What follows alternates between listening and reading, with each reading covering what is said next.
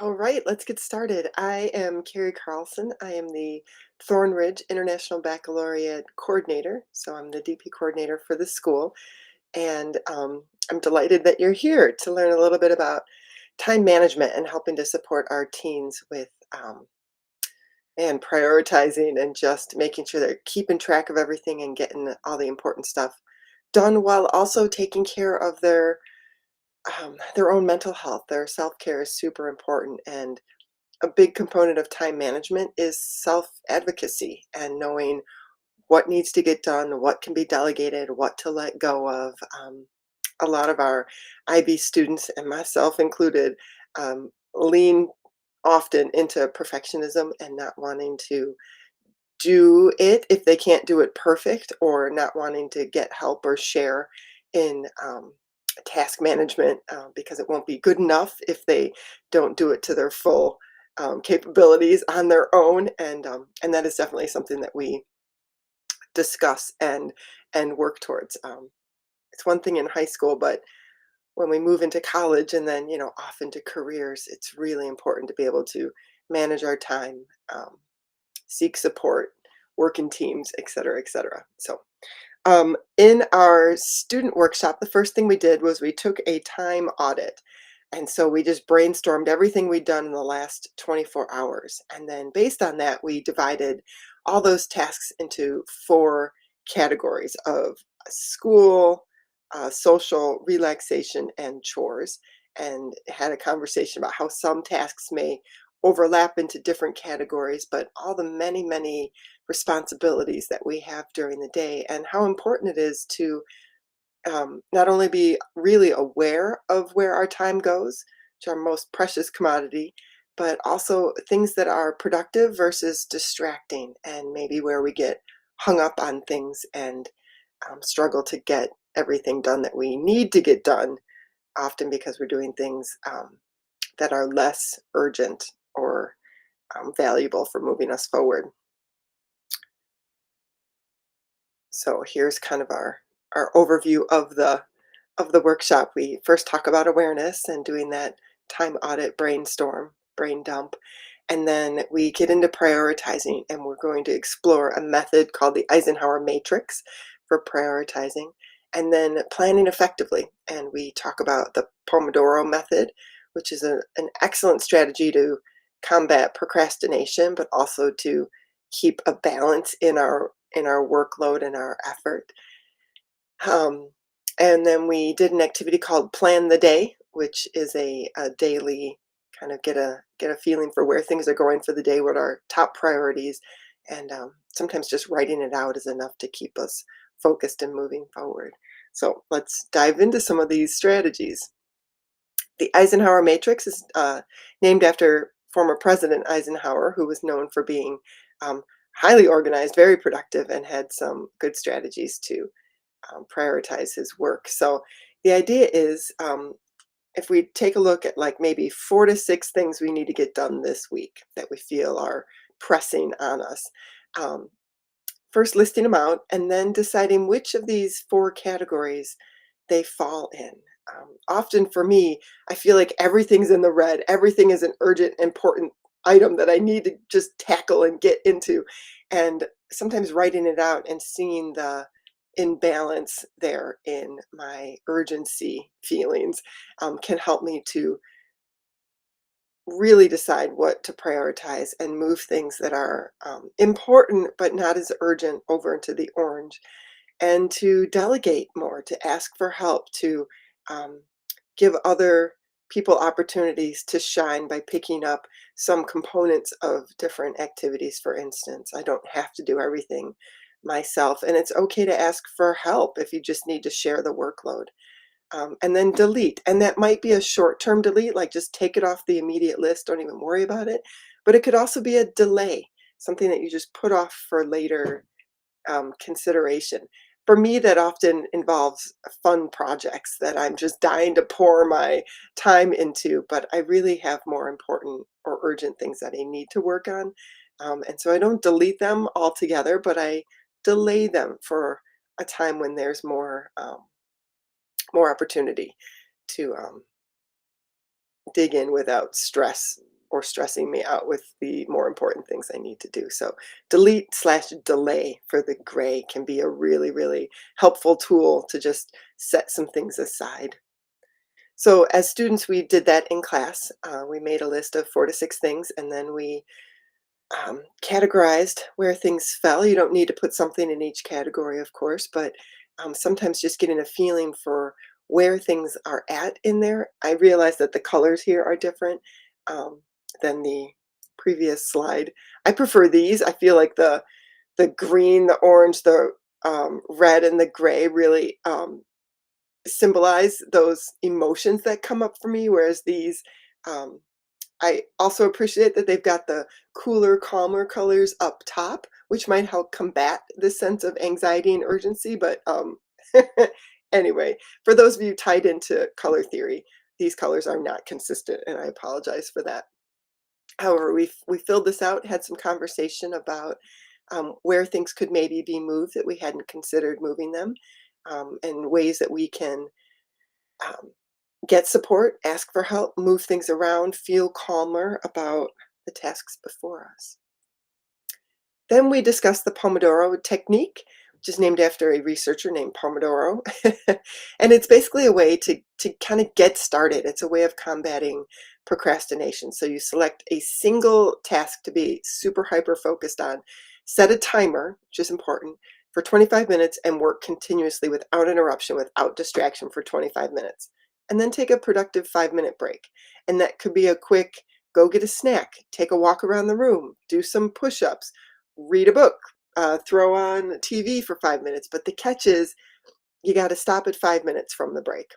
And that's hard for a lot of us. So I discourage folks from going on a phone because 5 minutes can easily turn into 25 minutes if we're doom scrolling or watching cat videos.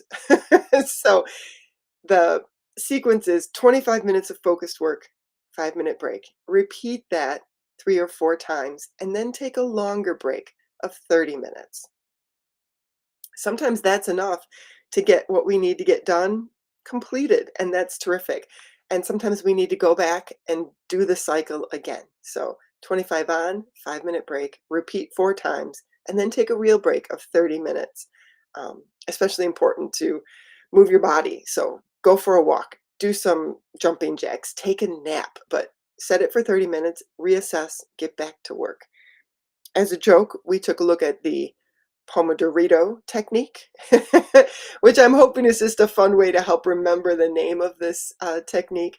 Often in Pomodoro clip art, you see this tomato, and that's a reference to those old school kitchen timers that have like a little round tomato that you can crank to the number of minutes that you want before the buzzer goes off. And so there's a lot of tomato iconography in Pomodoro clip art. But as a joke, the Pomodoro Rito technique is eating Doritos for 25 minutes, then you work for 5. Repeat 4 times. Go for a longer break to get yourself more Doritos, which is obviously just a joke.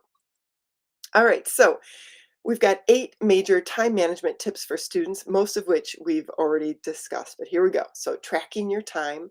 You can't manage what you don't measure. So becoming just really aware of where our time goes, what are productive activities and what are time wasters. Number 2, prioritize like a pro. The Eisenhower matrix is an excellent tool for working on that. Using the Pomodoro technique, it's a time management method to help stay focused. It prevents burnout because you get those little built-in breaks along the way to help recharge. Planning ahead involves creating a to-do list every morning or the night before to prep for the day. In class, we did a mini Pomodoro of only 3 minutes, then a little break. And we did a plan your day activity. And so I've included that in Google Classroom as an attachment, but basically it's a half sheet of paper. You put the date at the top. It's a space for appointments or deadlines. So right up top, hyper aware so you don't miss out on anything. Next are um, major goals to accomplish for the day. I'd keep that short, 2 to 4 major goals that need to get done. And then there's 3 questions. How are you going to nurture your body, your mind, and your soul? So a brief statement about what you're going to do to keep our lives in balance. So for me, for instance, nurturing my body might be 15 minutes of yoga. Nurturing my brain could be reading ahead in my grad class for like the activity that's coming up or some of the journal articles that I need to read to prepare for class. And then nurturing my soul could be, for me, it's often a journaling activity. It could be a mindful meditation. It could be a moment for prayer. It could be Bible study, but some way to nurture your spirit, your soul. And then the final question on the plan your day thing is other goals that would be nice to accomplish. So pressure's off, but if you get through your top goals, what would be some other things that would be nice to get started on or wrap up that are weighing on your mind a little bit? So that's plan ahead. Oh, I should mention, I have a ton of those pages printed off in lots of colors right inside my classroom door. So students are encouraged to grab one when they start class to fill it out if they haven't already done it the night before, or to take a pile of them to keep handy for themselves. But those are always available. All right, number 5, say no to procrastination. For most of us, that's our phone. Um, so staying off social media, not replying to text immediately. It's for your convenience, not for everybody else's. So setting healthy boundaries on phone and social media use can be just really critical in procrastination and distraction. Finding a quiet place to work. Yeah. So anywho, both of those super related and important to keep track of. Number 7, making time for self-care, getting decent sleep.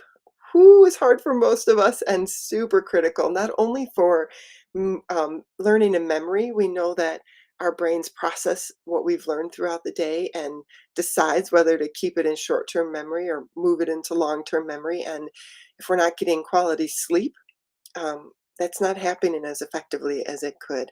It's also really important for body restoration. We do a lot of healing, cell repair, growth during the sleeping hours. So there's a lot going on while our consciousness is taking a break, and it's important for us to get enough sleep and enough quality sleep. Other forms of self-care, regular exercise, eating healthy, setting aside times for purely joyful hobbies and relaxation, all really important.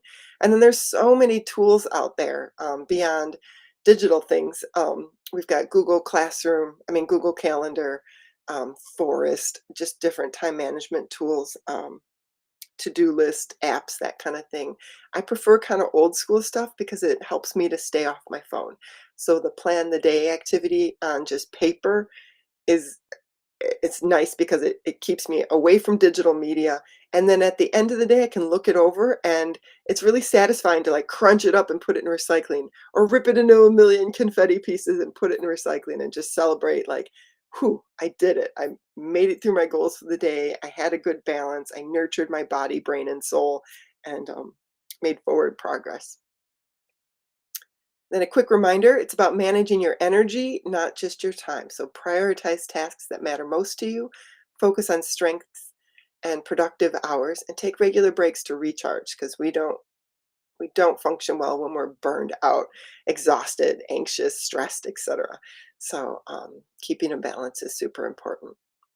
All right, so once again, I'm Carrie Carlson. I am the Thornridge IB coordinator, and I am also the visual arts teacher.